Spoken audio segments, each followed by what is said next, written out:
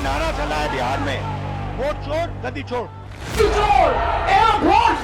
दे रहे हैं। चलिए वाराणसी का डेटा हमको दीजिए मशीन रीडेबल।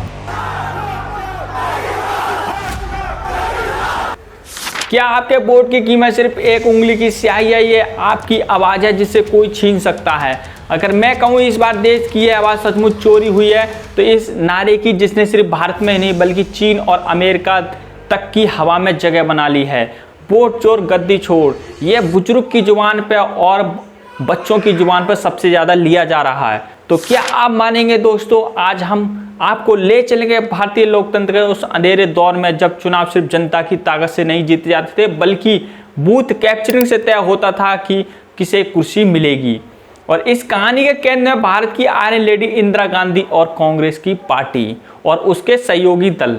राहुल गांधी का आरोप, वोट चोरी का नारा, Mahadevpur case, Karnataka duplicate voter list और फर्जीनामा का मुद्दा उठाया राहुल गांधी ने। चुनाव आयोग की प्रतिक्रिया दी है। इलेक्शन कमीशन ने कांग्रेस से कहा सबूत पेश करो, ऐसे मनमानी नहीं चलेगी, आरोपों से जनता का भरोसा मत तोड़ो। इस मुद्दे को बहुत ज्यादा हवा दे रहे हैं राहुल और राहुल गांधी की सहयोगी पार्टी। दोस्तों हम आपको ऐसी हिस्ट्री की कहानी बताएंगे। 1970 से 1990 तक बूथ कैप्चरिंग कर ली जाती थी। जो पार्टी आज वोट चोर का नारा लगा रही है उसका इतिहास कितना काला है आपके सामने। चलिए इनकी कुंडली निकालते हैं। सबसे पहले बात करते हैं बूथ कैप्चरिंग की शुरुआत कैसे हुई थी। साल 1997 में बिहार के दरभंगा और बेगूसराय इलाकों में पहली बार रिपोर्ट हुआ कि गुंडे बूथ पर कब्जा कर रहे हैं। पुलिस और प्रशासन की मिलीभगत से पूरा का पूरा मतदान कैप्चर कर लिया जाता था। मतदाता बाहर खड़े रहते थे और भीतर गुंडे सैकड़ों वोट डाल देते थे। इसे उस समय एक नई चुनावी तकनीक कहा गया।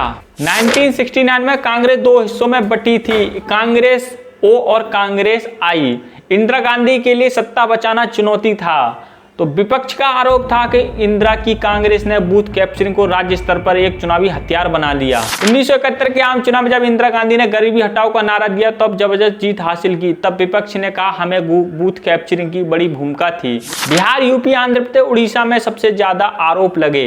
इमरजेंसी और बूथ कैप्चरिंग। 1975 में जब इलाहाबाद हाईकोर्ट ने इंदिरा गांधी का चुनाव रद्द किया तो उन्होंने इमरजेंसी लागू की। इस दौरान विपक्षी नेताओं को जेल में डाल दिया गया। आलोचकों का कहना था कि इमरजेंसी के समय बूथ कैप्चरिंग भी आसान हो गई थी। पूरी तरह कांग्रेस के इशारों पर ना। दोस्तों कांग्रेस पर 1977 में जब इमरजेंसी खत्म हुई तो जनता को कांग्रेस को हराया। कीर्ति आजाद भूतपूर्व विश्व क्रिकेटर कांग्रेस ने खुलकर स्वीकार की कांग्रेस के वर्कर ने हमें हमारे पिताजी के लिए बूथ कैप्चरिंग की और जगन्नाथ मिश्रा के लिए बूथ कैप्चरिंग की बात कही। 1980-1990 में यहाँ भी कांग्रेस, फिर बाद समाजवादी पार्टी और बहुजन समाज पार्टी बहिष्कार बूथ कब्जाने के लिए आरोप लगे।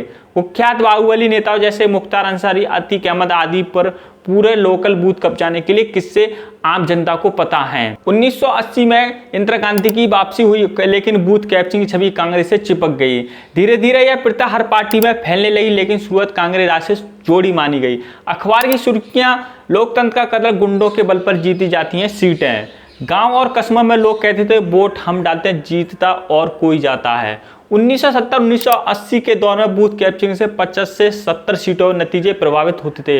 लगभग 2 से 3 लाख वोट चोरी या जबरन डलवाए जाते थे। आज इसका पैमाना बहुत घट चुका है लेकिन इतिहास में भारतीय लोकतंत्र सबसे काला अध्याय माना जाता है। 1989 में चुनाव आयोग ने बड़ा कदम उठाया और आईपीसी और आरपी एक्ट में बूथ कैप्चरिंग को अपराध घोषित किया। पहली बार बूथ कैप्चरिंग को कानूनी शब्दावली में परिभाषित किया गया। बूथ कैप्चरिंग की असली जड़ें आज भी खोजी जाए तो इंदिरा गांधी और कांग्रेस का नाम सामने आता और उसके सहयोगी दल। यह वही दौर था जिसने भारत के लोकतंत्र पर सबसे बड़ा सवाल खड़ा किया। क्या जनता की ताकत असली है या सत्ता के खेल सिर्फ गुंडों और हथियारों का बोलबाला चलता है? तो इतिहास और निष्कर्ष ये निकलता है, हम कह सकते हैं कांग्रेस और उसके सहयोगी दल बूथ चोर हैं।